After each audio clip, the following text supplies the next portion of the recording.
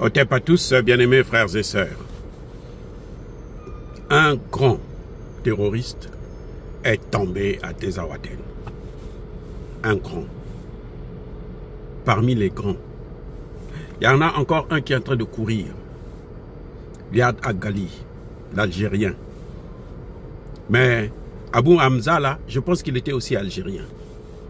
Il vient d'être tombé. Il a été neutralisé à Tezawaten.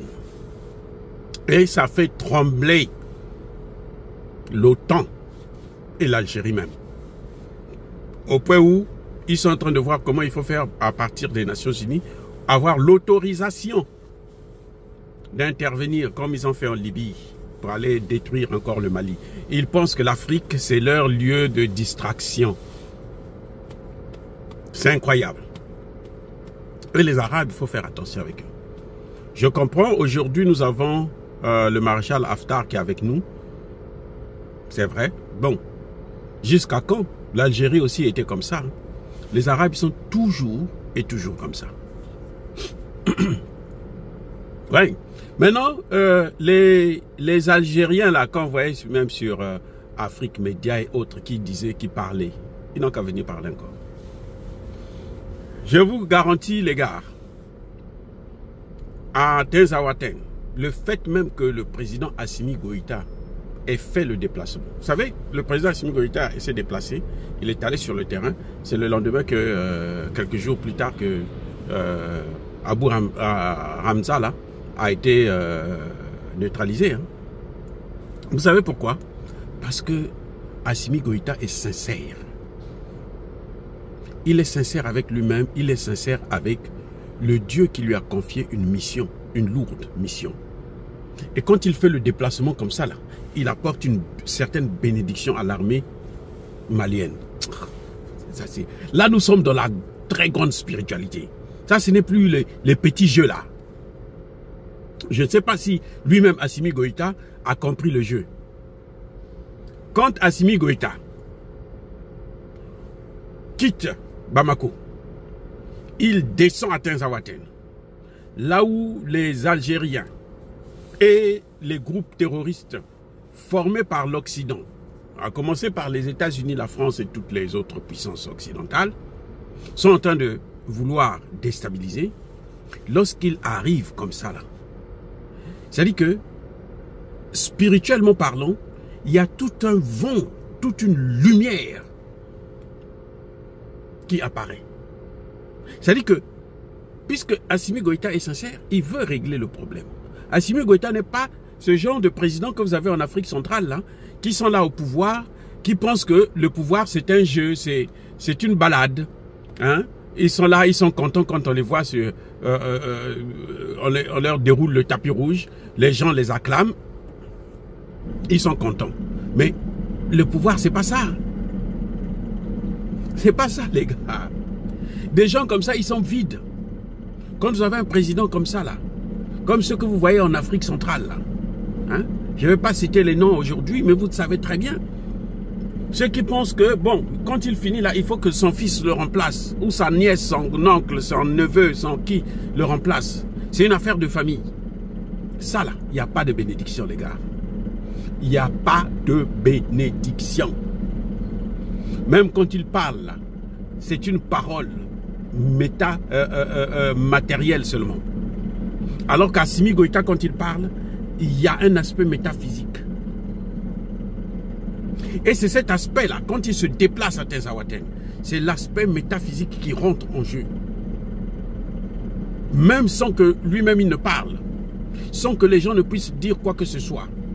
Cet aspect-là rentre en jeu et donne une certaine force à l'armée.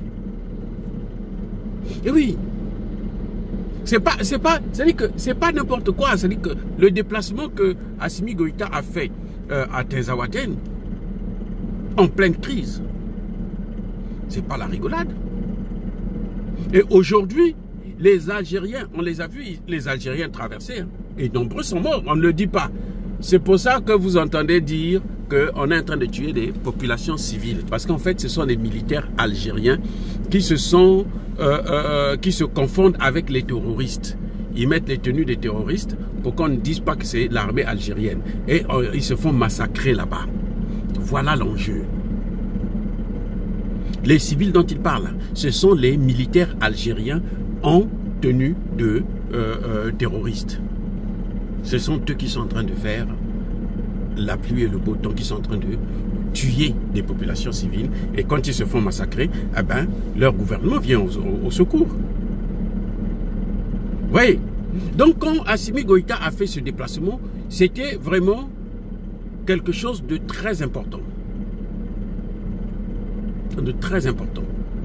Puisqu'il est venu apporter la bénédiction pour mettre un terme. Vous allez voir, Tinzawaten, ils vont finir par gagner cette guerre. Quelles que soient les armées otaniennes qui vont rentrer là-dedans, ça ne marchera pas. Et je vais vous dire encore une chose. C'est que Vladimir Poutine a envoyé un général de l'armée. Eh oui, un général de l'armée. Qui est venu au Mali. Celui qui va coordonner toute l'action de toutes les forces russes dans le Sahel. C'est un général. Au moment où nous parlons, il est, je pense, déjà au Mali. Mais en tout cas, il a déjà été nommé par Vladimir Poutine pour coordonner l'action. Et lui, son objectif, c'est chercher tous les Ukrainiens. Et quand c'est comme ça, les Ukrainiens vont se cacher derrière l'OTAN. C'est chercher tous les otaniens qui veulent nuire au Sahel. La guerre ne fait que commencer. En tout cas, il y en a un qui ne va plus nuire encore les autres. Abu Hamza, lui, c'est fini. Son livre est fermé et mal fermé.